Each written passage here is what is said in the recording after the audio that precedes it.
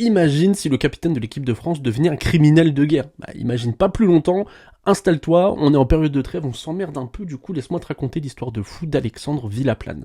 Dans les années 20-30, Villaplane, c'est un crack absolu.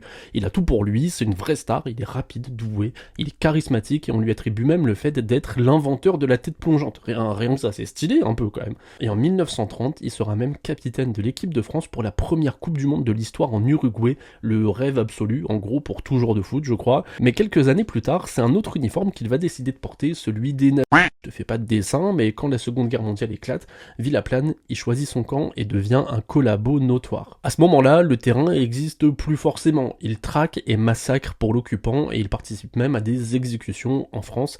Et tout ça pourquoi ? Bah pour l'argent et le pouvoir. Il profite de la guerre pour s'enrichir et faire ressortir ce qu'il y avait de plus mauvais en lui. Mais en 1944, fin de l'aventure. Bordel, j'ai vraiment dit ça comme si le mec c'était Alex Hunter quoi. Bon, en gros, 1944, c'est fini. Il a arrêté par la résistance, jugé pour trahison et crime de guerre. Verdict, peine de mort pour Alexandre qui, quelques mois plus tard, fera face au peloton d'exécution. Et celui qui portait encore quelques années auparavant le brassard de capitaine de l'équipe de France meurt sous les balles de son propre pays. Un destin tragique de star nationale à criminel de guerre. Dis-moi en commentaire si tu connaissais son histoire et si du coup t'en veux d'autres peut-être.